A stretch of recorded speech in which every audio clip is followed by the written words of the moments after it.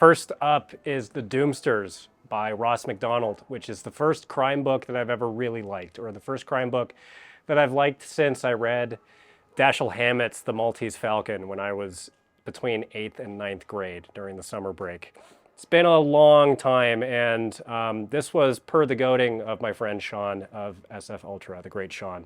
That's what he calls himself. Just kidding. It's in MacDonald's Lou Archer series. That's the name of the detective protagonist. And I think it is book number 5, and this is cited as the novel that made Russ MacDonald's reputation. I really liked the book quite a lot. I didn't fall in love with crime fiction per se. I thought it was a wonderfully written book that was mostly character driven, and I liked the liberties that it took with genre conventions. I should say genre conventions as I understand them as a non-crime reader. Sorry again about the dogs. If I filmed inside, you would still be able to hear them, and there's no time of day when they're not in dialogue. The story is about Lou Archer investigating a string of murders centering around this kind of dynasty out in the rural part of Los Angeles. And the family owns an orange farm, and there have been labor disputes and deaths in this family that occurred under mysterious and foreboding circumstances. The family's youngest son is in a mental institution and then escapes with the aid of another person and hires Lou Archer to investigate his supposition that his family concocted fictitious premises to land him in an institute to disappear him. And as Archer investigates, he becomes more and more embroiled in the life of the family. There is a lot that I liked about it. It felt like a Steinbeck book, like a detective book set in the world of Grapes of Wrath or something. The writing was very beautiful, surprisingly beautiful. And I think the most unique thing is Lou Archer, how Lou Archer works as a character. Archer in this is one character among many. He almost stops being a protagonist at a certain point. He just kind of fades into the background and serves as this locus through which to view the other characters and the plot generally. And these characters are written with a great deal of depth and moral insight. All the whodunit stuff, I didn't care. I don't find myself getting swept up in mystery plots. Everything else about it I really liked and I really appreciated, and MacDonald, I think, deserves his reputation as a great writer. Next is On the Beach by Nevil Shute, who is a British writer, set the novel in Australia, and it was published in 1957. The novel is set after a nuclear war annihilates everybody that lives in the Northern Hemisphere, and it's created this mantle of radioactivity that is slowly descending southwards and killing off everybody as it does so. And there's a town at the southern tip of Australia where all the principal characters live, who are awaiting death with the full knowledge that their death is impending. And how do they cope with that knowledge, and how do they conduct their lives knowing that those lives are limited? You should see this dog too. It looks like a Pokemon. Let me show you.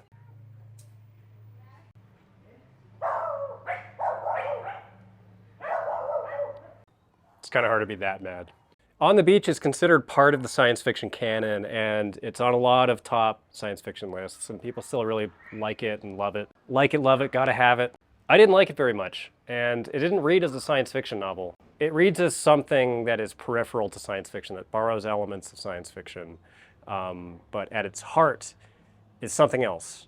And it's hard to put into words exactly why I feel that way, but I think it has something to do with the treatment of the sociological and political realities of this world that's constructed in the novel, where you would think that a culture that would be put in this situation and subjected to that kind of a pressure, there would be more happening, that it would create fissures and cracks and discord, and it simply doesn't.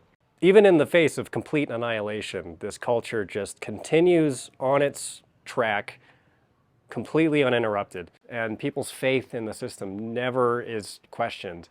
About as crazy as it gets in the background is people being drunk in public. And I'm not saying that it has to be a vision of society coming apart at the seams, but there's this level of faith in things as they are that is borderline religious. The novel was written as a tragedy. It is meant to be melancholy and profound and moving, and that profundity is supposed to be mined from people's sense of duty, of people continuing to go through the motions of their lives as if they had a future, which they know consciously they don't, but they can't help but conduct their lives on strength of all of their habits. And a lot of this is poignant, but there's also this element of a certain level of nobility of maintaining the social order and maintaining your place. For example, the main character is a submarine captain, an American, who even in his final days, as death looms right around the corner, still is conducting affairs on his submarine as if the American military still existed and as if military protocol was handed down to him on a stone tablet. And this is supposed to be a beautiful gesture. I just personally didn't relate to it.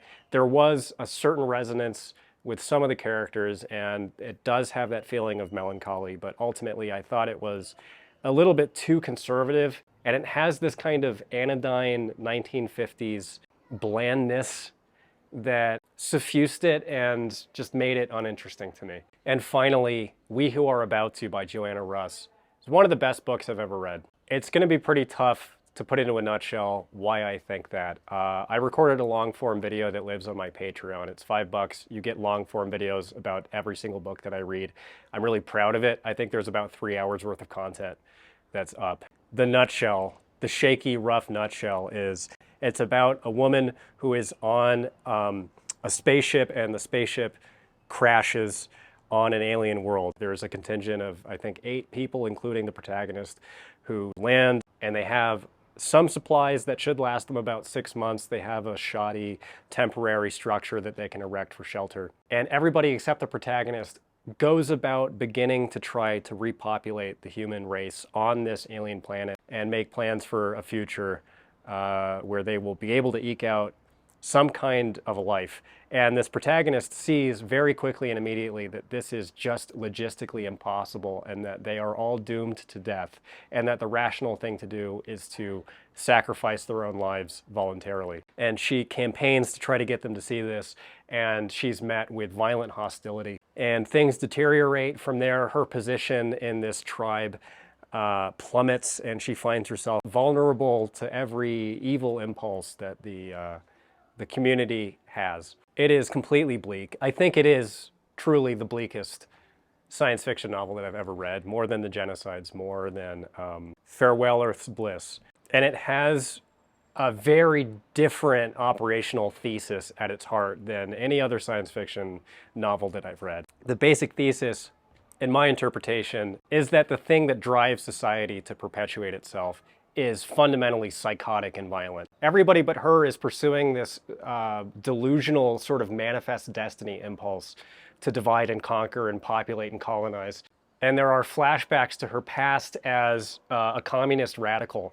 She comes into dialogue with herself, counterposing that radicalism against the realities that she's fighting against in confrontation with these people, and it comes to a pretty hopeless and bleak conclusion. There is also this implicit dig at science fiction, that this genre of science fiction is fundamentally just apologetics for those kinds of exploitative systems. It's also structurally a completely unique novel. I've never read any novel that is exactly like it or takes the risk that it takes, where around the halfway point it splinters off into a totally different narrative style with totally different stakes. And a lot of people hate this about the book. I love it. I think the second half is the best half as much as I like the first half, and you just have to read it. I can't say any more without spoiling it. It gives the impression of having been written by someone who did not care whatsoever about her esteem in the eyes of her science fiction peers and didn't care about her popularity or her position in the genre, which I really appreciate. Highly risk-taking, certainly not for everybody. I think a lot of people will probably hate it. It has a complex but sharp-edged moral vision. It has a clear ideological perspective, but it is not polemic. It's greater than the sum of these parts. The writing is also just amazing. She was a master of prose. Again, definitely not for everybody, but it is for Book Pilled. And I doff my beanie to Juan of Plagued by Visions, who turned me onto the book in the first place and gave me a physical copy. I am in Mexico, so I didn't end up reading that physical copy, but thank you, Juan. I've been reading a lot, so there's going to be another one of these summary videos very soon. I did have COVID. I am mostly better. I just have a little bit of a cough, and I'm physically worn down. But it was vicious. It was hardcore. COVID is hardcore. It was my first time getting it, and COVID is not over. I am sorry to report. So stay vigilant. See you later.